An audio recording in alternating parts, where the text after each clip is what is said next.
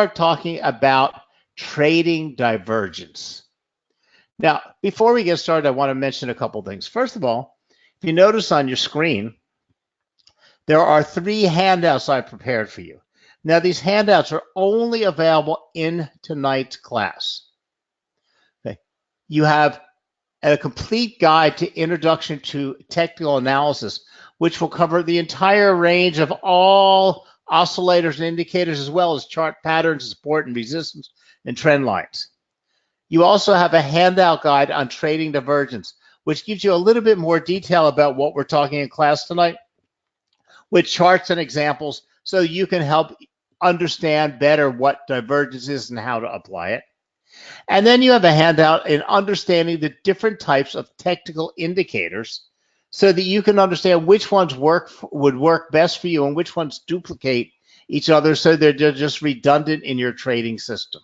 It explains to you which ones are lagging, which ones are leading, and which ones work well with divergence. So please click on the download buttons and download each one of these now, because they won't be available at any other time. So in the recorded version, you cannot click at the download buttons. So make sure you download them now.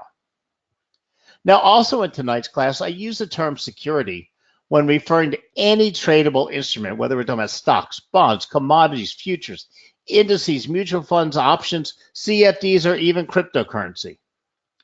While I may imply a specific investment product, like I might say Bitcoin, or I might say Apple, I'm referring to the general fields. Okay, it just gets very, very boring saying security, security, security. So I try to, give you some other terms so we don't sound so boring. Same thing with investing and trading. Now, divergence works best for traders.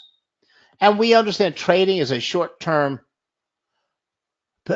we're short-term position traders taking advantage of short-term moves in the market. But sometimes I say investing, and I understand and you understand investing is a more long-term position.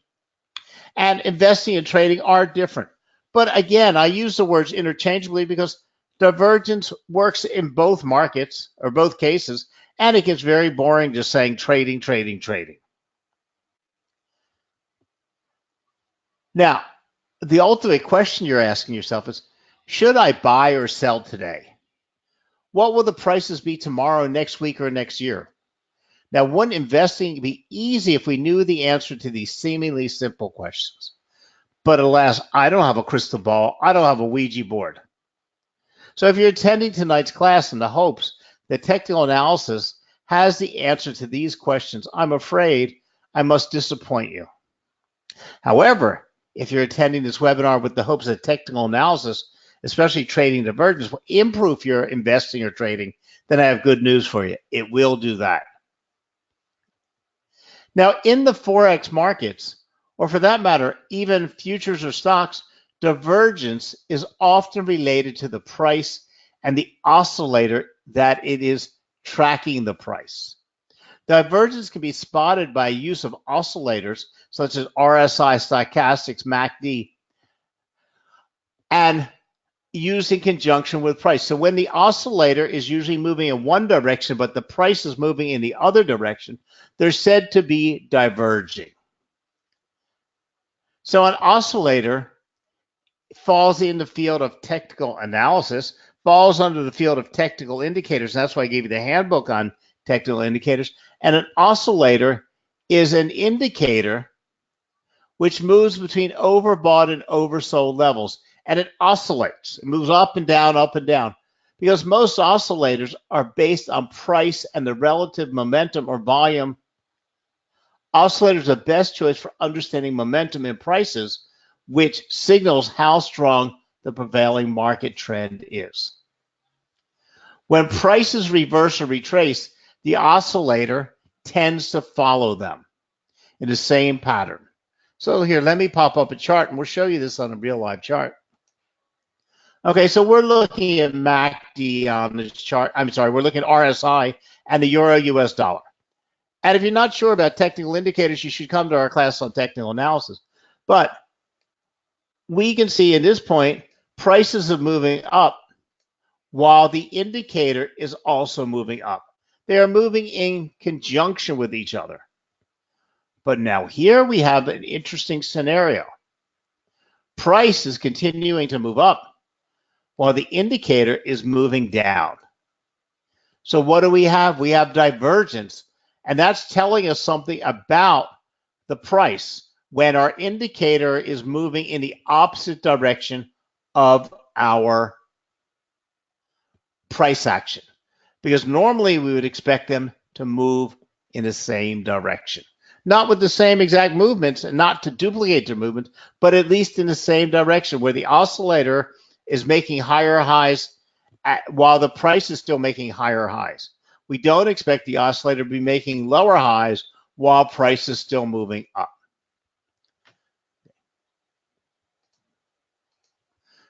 So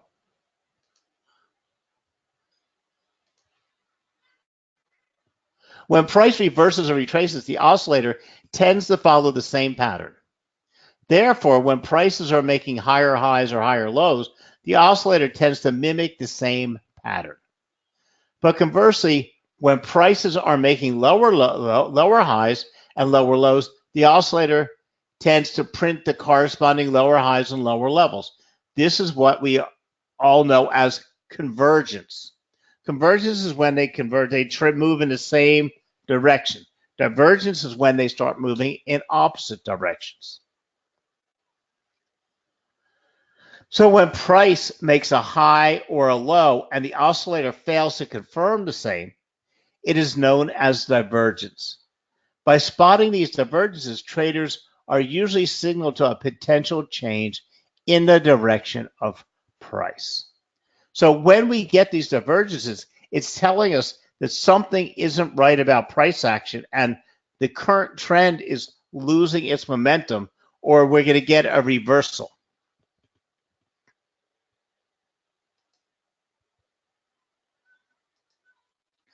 Sorry about that. Now, divergences are formed when there is a mismatch between the price action and the momentum, measured by the oscillator relative to price. Quite often, you will notice that divergence tends to occur near support or resistance levels. Now, we're talking about oscillators in generality because there are literally hundreds of them.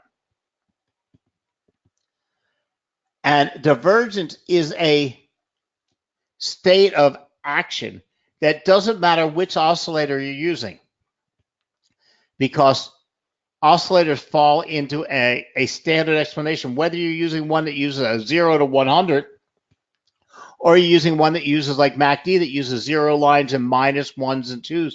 It's still the movement of the two that diverge or converge together. So it's up to you to decide what oscillators you wish to use and how you're going to use them on your charts. Its divergence occurs only on a unique movement between the oscillator you're using and price. So therefore, divergence trading can be used not only to time the entry into a trade within a trend, but also helps you understand support and resistance levels. While divergences are broadly classified into 4 types, the underlying theme among the 4 types of divergence is that it shows price exhaustion when the oscillator fails to confirm the new highs or the lows. Divergence takes place all the time across all the time frames. However, the best results come when the divergence is spotted in a higher time frame, such as a 4-hour session or higher, where you're trading is short-term trading. Now, one of the most common mistakes often made with divergence trading is that traders expect the price to behave in a certain manner when a divergence is spotted. This is wrong. Just because a divergence has formed doesn't mean that the price will reverse. In the charts shown, we're going to show you several charts in a minute, you'll find a few divergence setups where price moved in the opposite direction, contrary to the divergence was telling you. It is therefore important to understand that traders should look for other confirmation tools before trading divergence setups. So divergence comes in 4 different categories. Okay. We have regular or classic divergence, and then what's called hidden divergence. With each of these two categories, you have a bullish and a bearish. So we have regular bullish divergence, regular bearish divergence. We have hidden bullish divergence and hidden bearish divergence. These are just the names. We'll talk about what they are and how to spot them in a second. So they just mirror reflection. The regular bullish or classic bullish divergence and classic bearish divergence are just the opposite one another. Hidden bullish divergence and hidden bearish divergence are exactly the mirror images of each other. So the four types of divergence, regular bearish divergence occurs when the price is moving up and the oscillator is moving down. Regular bullish divergence happens when price is moving down and the indicator is moving up. So if we talk about price moving down, that means it's moving into a downtrend. And the bullish and the indicators making higher highs while the price is making lower highs. Hidden divergence gives us the opposite of each other also in the opposite directions. So in other words, when price is moving down and the divergence is moving up, we have hidden bearish divergence, and we have hidden bullish divergence when the price is moving down up and the indicator is moving down. Now, if you notice on the chart you see in front of you, we're based it on the 5 waves of price movement in a trend. Price move 1, 2, 3, 4, and 5. So we see the hidden divergence between 1 and 3, while the indicator is between 2 and 4. So what we expect is when the price is making highs and then higher highs, but the oscillator is making high and then a lower high, we have regular bearish divergence. When the price is making a low and then a lower low, while the indicator is making a low and a higher low, then we have regular bullish divergence. Okay. Now, the difference comes when you have a high making a lower high, which is the same as you get in regular divergence, but the oscillator makes a high and then a higher high. And you get also in the hidden bullish divergence, you have a, let me just get my marker on here and see if this will make it clear. Okay. This and this are relatively the same.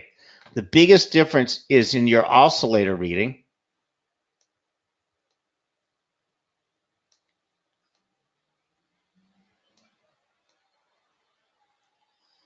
And your trend line.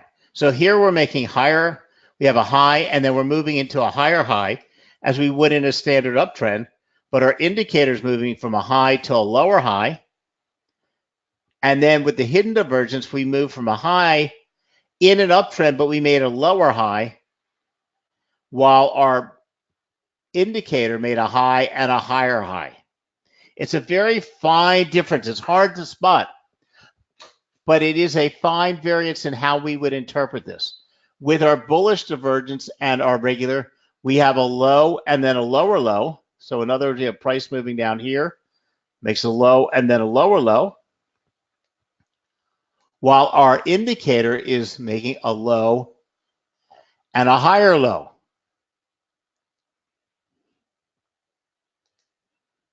And don't worry, we're going to show it to you in examples in a second. So a regular divergence is used as a possible sign of a trend pause or a trend reversal. So a regular bullish divergence occurs when the price is making lower lows, but the oscillator is making higher lows. Usually this happens at the end of a downtrend. Price and momentum are expected to move in line with each other. If the price makes a new low, but the oscillator fails to make such a new low itself, it is likely that the price will retrace or even reverse. The opposite is true of regular bullish divergence, which happens when the price is making a higher high, but the oscillator is making a lower high. This type of divergence can be found in an uptrend. When such a divergence occurs, price will most likely retrace or reverse. So they're the exact opposite of each other. One happens in an uptrend, the other happens in a downtrend. So divergence and convergence can be measured, can be used in a multiple of manners. When the currency is diverging, the likelihood of the trend continuation is decreasing and a trend reversal is possible. When the currency is converging, the likelihood of trend continuation is high and trend reversal is unlikely. So in other words, when we have diversion, we're likely seeing a trend reversal. And the continuation of that trend is getting less and less probable. When we have convergence, that means they're moving in the same direction, we have a very strong likelihood that trend will continue, and a trend reversal is unlikely. When the currency is doubled or tripled divergence, the likelihood of a trend continuation is unlikely, and a trend reversal is a decent probability. So the oscillator indicates to us that momentum is possibly shifting, and even though price has made a new peak or bottom, the chances of the momentum being sustained and continuing are decreasing. Regular divergence is useful for cautiously predicting the end of a trend, but only in some cases with the currency pair totally reverse of a trend in the opposite direction. May I emphasize the word cautious in the previous sentence. It is a tricky trading element to master and is always beneficial to add other methods of confirming a potential trend. So let's go back and look at a live chart again. Okay, so on this chart, we have RSI. Okay, and you can see RSI is an indicator, a bounded indicator that moves between 0 and 100. Okay, we don't care what its calculation is. We don't even care what it's telling you because we're not reading RSI. What we're looking for is the divergence or convergence of the overall move of the RSI and its subsequent move in price action. Now, RSI has a whole bunch of other interpretations because it wasn't developed for divergence and convergence. It tells us something when the price is above the 70 line, telling us the asset is oversold, and below the 30 line is telling the asset is overbought. I'm sorry, it's oversold below 30 and overbought above 80. And it's got a 50 line that helps us see what's happening here. But that's RSI. If we were to change this to another oscillator, let's get this off of our charts, and we'll add stochastics on here.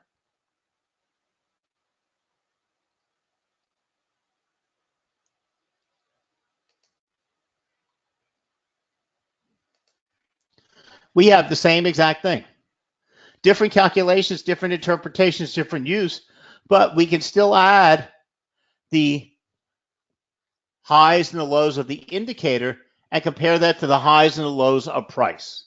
If we were to take this off here and add MACD on, okay, now all of these are calculated different and do different and tell us different things and have different strategies, but ultimately they are indicators that go on the bottom of our chart.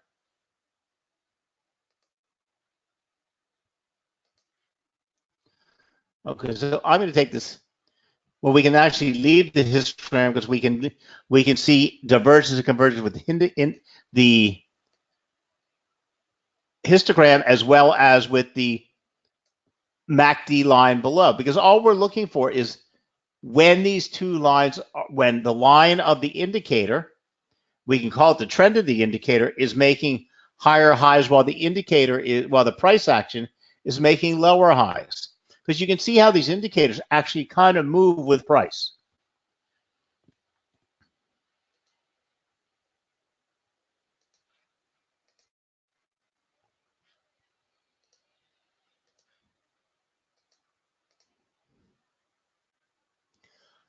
So the name of this pattern speaks of its character.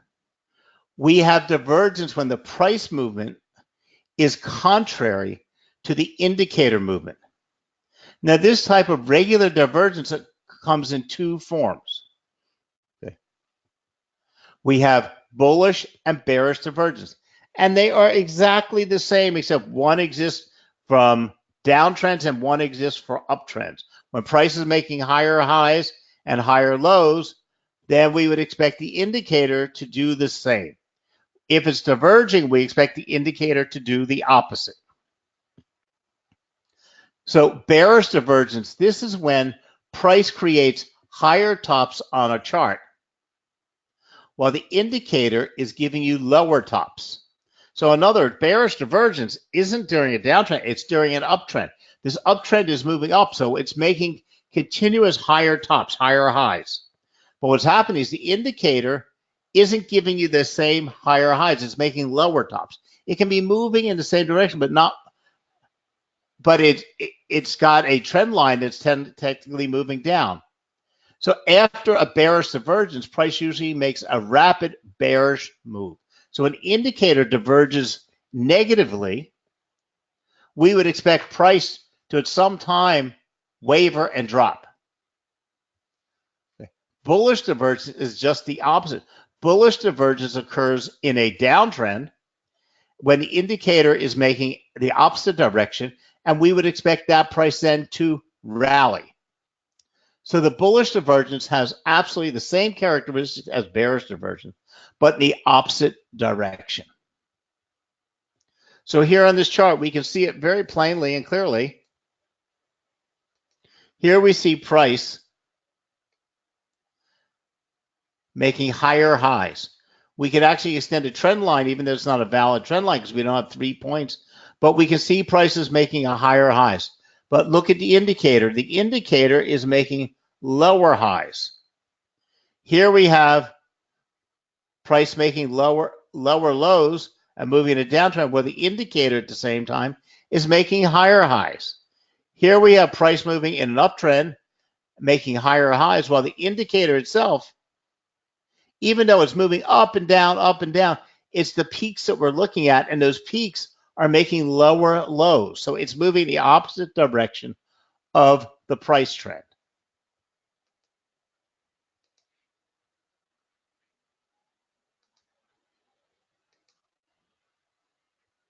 So again, we can see it right here. Price is moving down, making lower highs, lower lows, or I'm sorry, higher lows, lower lows. Price here forms a low, forms down here and makes a lower low, while the tops of our indicator are making a low and then a higher low or a higher high. So it's moving in the opposite direction of price.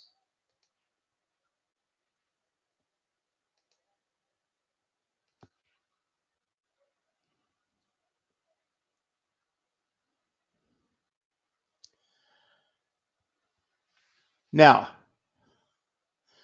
how to use regular divergence and convergence. There is no divergence or bad divergence between these similar humps, as price must go back to the zero line for proper divergence analysis. So you need to look at your indicator. In this case, we're looking at an indicator that's a histogram above and below a zero line. Okay. In other words, we're looking at something like MACD. Okay.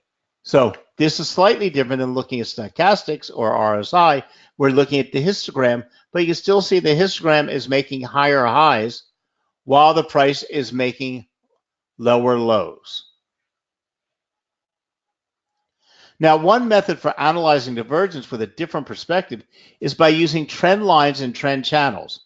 Once divergence occurs in the market, the single line trend lines can identify when a trend is ending and may signal the end of a trend. Waiting for that break could be one of the ways of trading divergence. Because see, divergence only is an alert. It's telling you that trend is in trouble. It's telling the trend will most likely reverse. It doesn't tell you entry points and exit points. It doesn't tell you stop loss and take profit points. It tells you simply that the momentum is waning, and if you're in an asset, you should be looking it out. If you're looking for a buy opportunity or sell opportunity, they should be coming close. So another important point is by managing expectations with regards to divergence. There is a substantial difference between a pip size of a reversal and a retracement. Be careful to reckon and plan on both in your trading.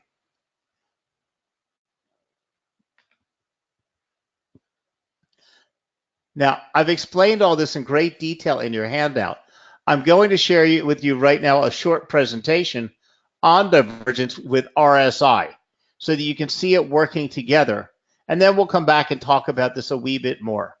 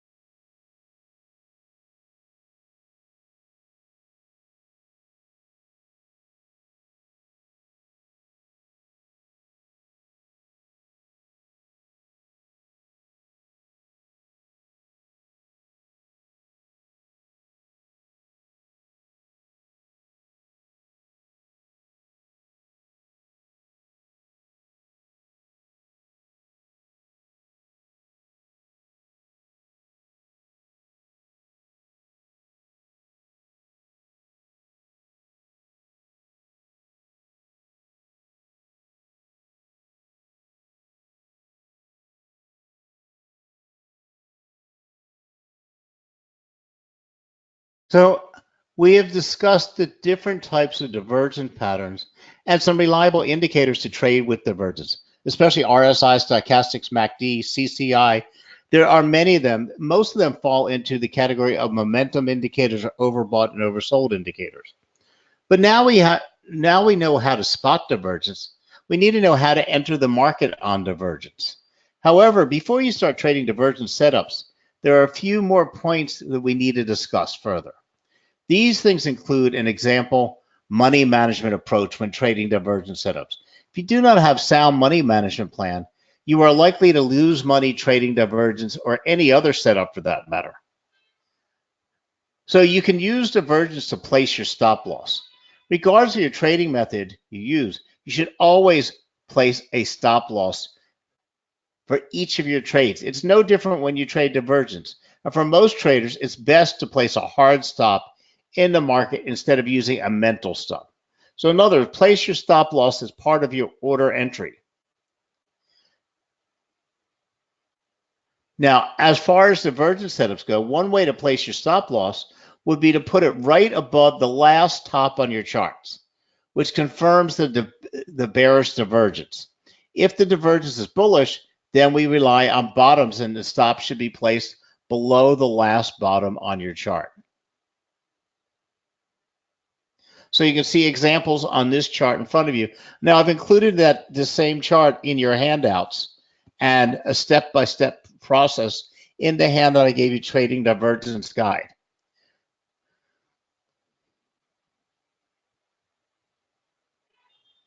So you should also always have strict take profit rules when trading divergence. For all the positives of trading divergence, one of the things that divergence trading does not offer us are clear targets. Therefore, an additional tool should be used in order to select your profit targets. Typically, if you trade divergence with RSI or stochastics, you may need an additional indicator to close your trades. However, if you're using MACD, then you can fully rely on this indicator alone.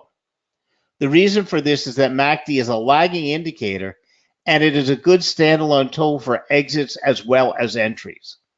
My preferred method is to use swing analysis and support and resistance levels for trade management and profit targets setting. However, as I've just mentioned, MACD is a viable option. And if you're not sure about MACD, we have an entire class just on MACD. It's a great indicator that serves many different purposes. So MACD is made up of the histogram, the slow line, which is called the trigger line, the fast line, which is called the MACD line, and when they cross over, they give us entry signals. So when we see divergence or divergence with these, they are also being confirmed by the crossovers that give us the buy and sell signals or the transaction signals in MACD.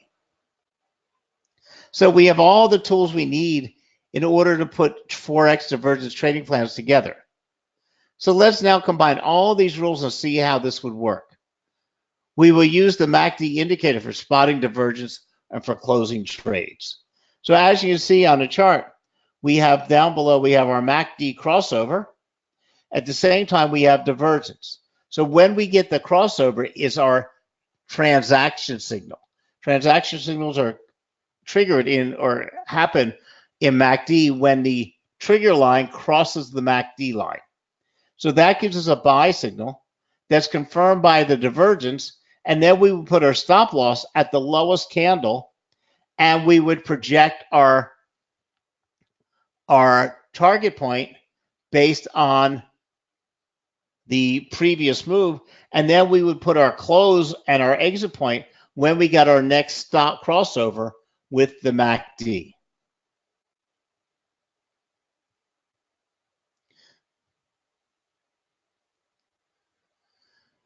So as we discussed various types of divergence, the indicator that can be used to trade them all and also some trade management techniques can be employed within a divergence strategy. This should be a good base from which you can create and start testing out a divergence method of your own. Now, in the handout and also in the little class, the presentation, we discussed using MACD with RSI, and they are a very, very good combination.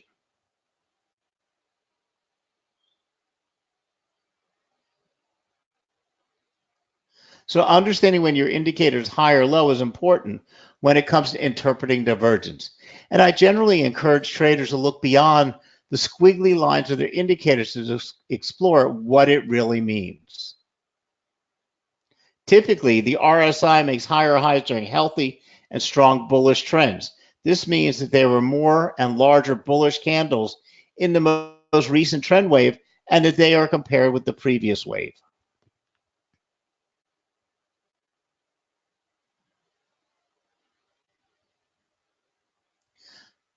Classical technical analysis tells us that a trend exists when price makes higher highs.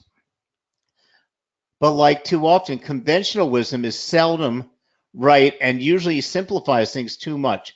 A trader who only relies on highs and lows for his price analysis often misses important clues and does not fully understand the market dynamics. Even though a trend could look healthy at first glance, that means it's making higher highs and higher lows, it might be losing momentum at the same time. So when we look deeper at the candles and the momentum, you might see something that gives you a better opportunity. Now, I'm a pure reversal trader, and early trend trades after divergence are my bread and butter.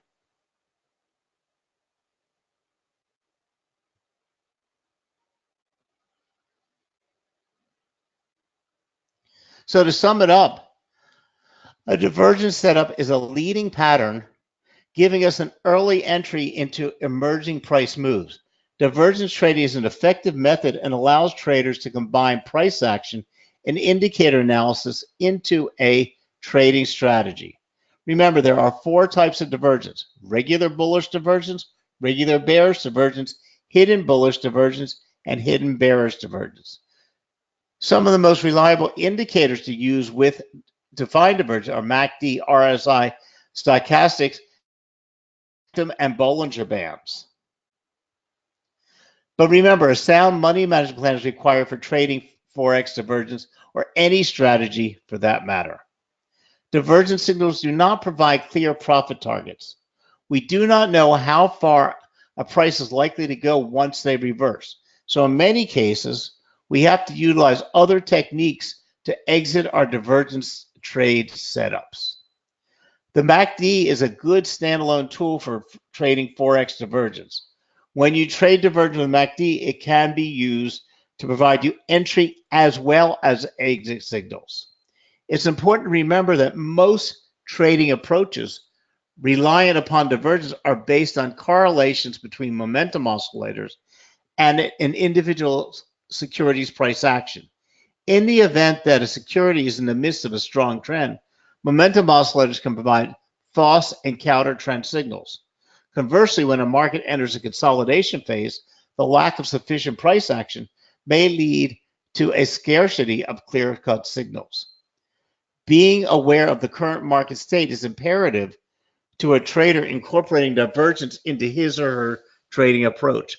Ultimately, divergence is best utilized as a tool for confirmation and should be used to make trading decisions in concert with other aspects of technical and fundamental analysis.